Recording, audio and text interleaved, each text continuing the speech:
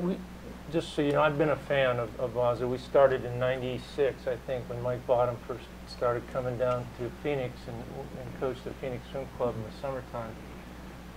And we continued to use them, and then I think in 2008 we got the ergometer and started using that. But the one thing I wanted to say in relation to technique is the more I've been in this sport for 50 plus years. I've only been coaching for 5 or 6. I'm a newcomer.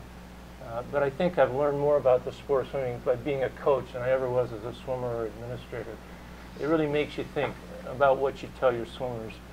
And you hope you get it right most of the time. But I think we've all observed that, you know, except maybe in the 50 where you still see some swimmers excel with a deep pull, everybody's gone to a really high elbow, which wasn't taught when I was swimming, and it was very different. But when you look at the anatomy and the physiology of pulling and the difference between pulling here and here, it's really very different.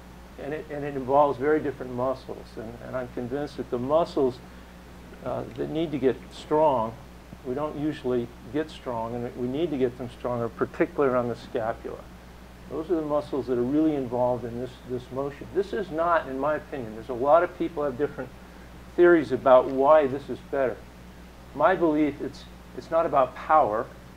You have a conflict going on between the forces that power us through the water, that speed us up, and those that slow us down, the drag forces. But swimming is very unique in that the water is 800 times denser than air, so all the physical laws that apply come into play at very low speeds.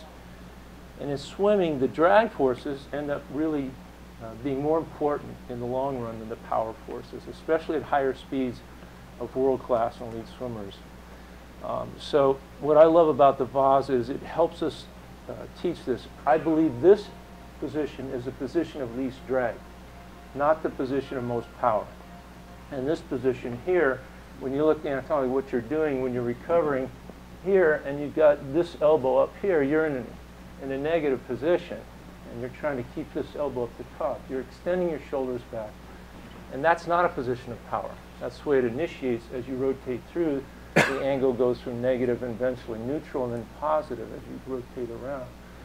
But getting that muscle group back in here strong is, and teaching swimmers to not just swim in the position of power, but in the position that's going to enable them to go the fastest is very important. I think the Vasa is the best way to do that. And the longer I'm around strength training, the more I realize that it's a mixed blessing.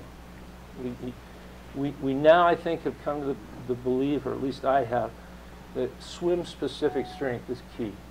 And the bigger you get, the more penalty you're going to pay, because the human body in water is exquisitely sensitive to drag coefficient. It's a little bulkier, it's a lot harder to pull that body through the water. So we've really enjoyed using it. Great for us.